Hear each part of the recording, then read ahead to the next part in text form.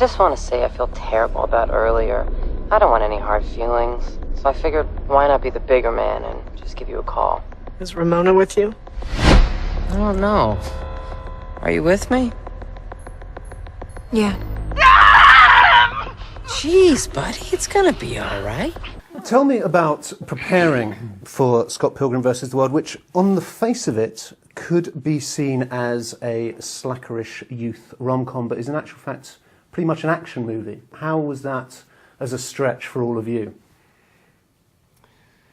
Well, it was a literal stretch for a while. Every morning for 2 months we would stretch.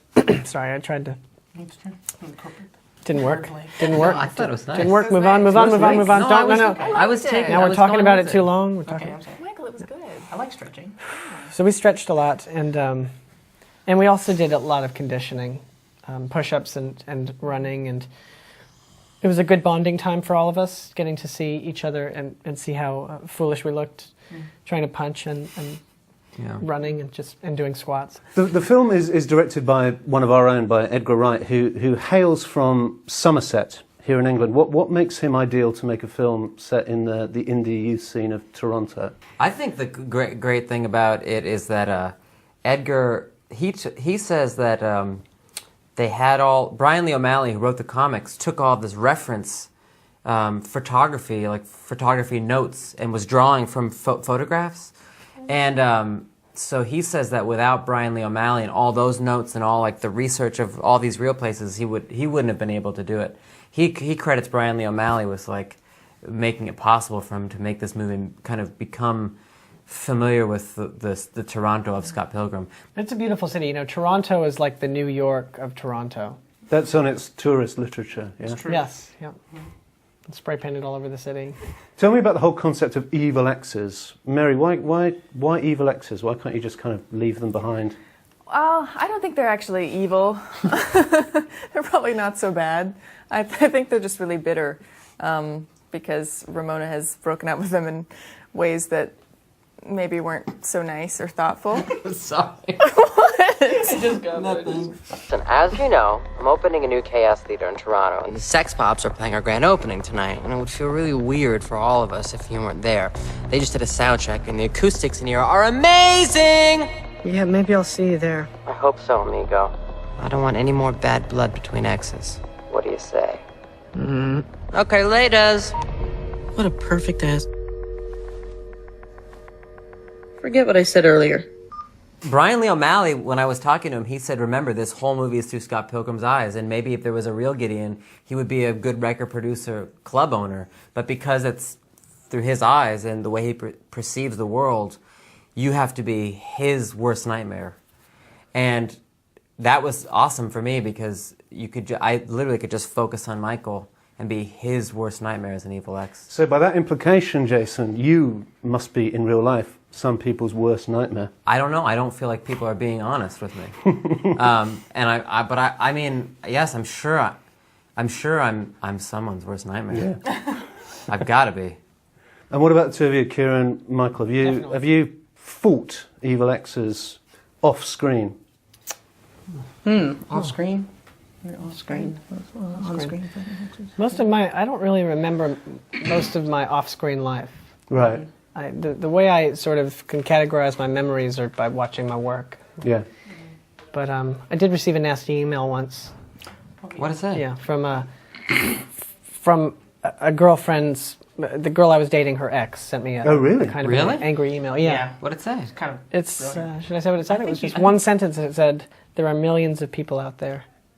Like my God! I'd snatched her away. That's an amazing email. That's a zinger. I couldn't believe it. You know, I couldn't believe that I was like the other guy. It's not a good feeling being the other, like the bad guy in that guy's movie.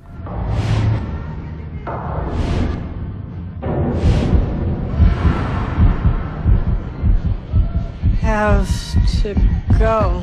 I'm going to move on to questions from the great beyond. Great. The first question is from Ninja Kettle. I don't think that's their real name. And they say, why didn't you shoot the film in 3D? I mean, this film already it's maxed out to the 2D. I think it would cause heart attacks. If you put it in 3D, I feel like it would be a health risk, and we'd already- lose a lot of our audience. It's already visually stupefying. Yeah, It'd be way too much in 3D. yeah. This movie in 3D would be like a normal movie in 5D. This movie in 3D would be like Avatar in 2D. Would it? Yes, Whoa. Too much and not enough. yes. The other one on a similar theme by Tim Awesome. If Jesse Eisenberg... That's not his real name. Jesse Eisenberg is his real name.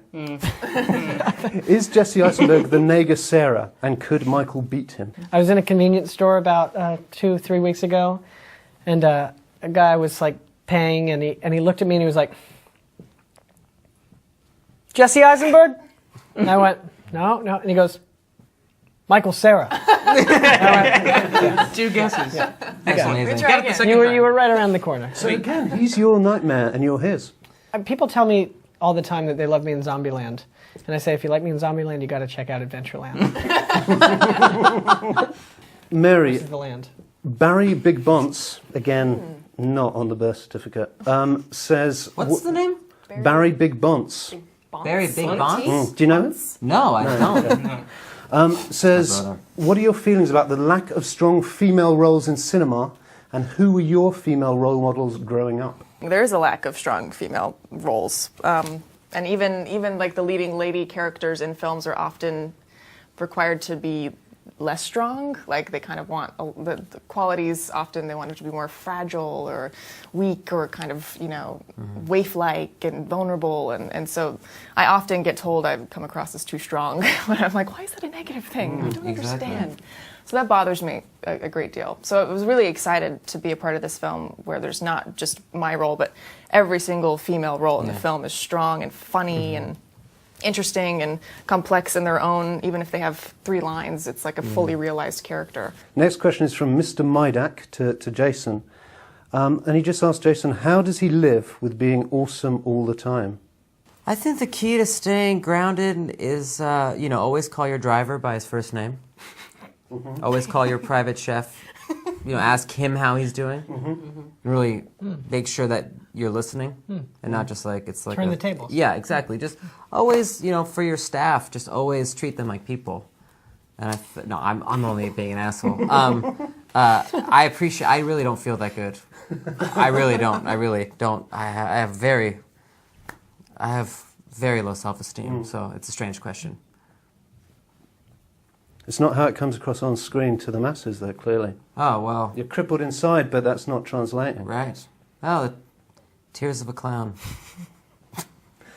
And finally, from Philly82, who asks all of you, what are the cast members' favourite desserts? Now, Philly82 spells desserts with one S, so I'm guessing they're saying Favorite deserts. desserts? Yeah, what are your favourite deserts? Sahara. If I have Yeah. a hobby, That's the big one, isn't it? Yeah. The I don't know. I don't know my favorite I don't dessert. hang out in a deserts desert. very often. Just like, Death Valley. yeah. oh, okay, yeah, that's a good one. I That's a like good Death one. Valley. Yeah, I like it. It's where the Undertaker's from. Egypt.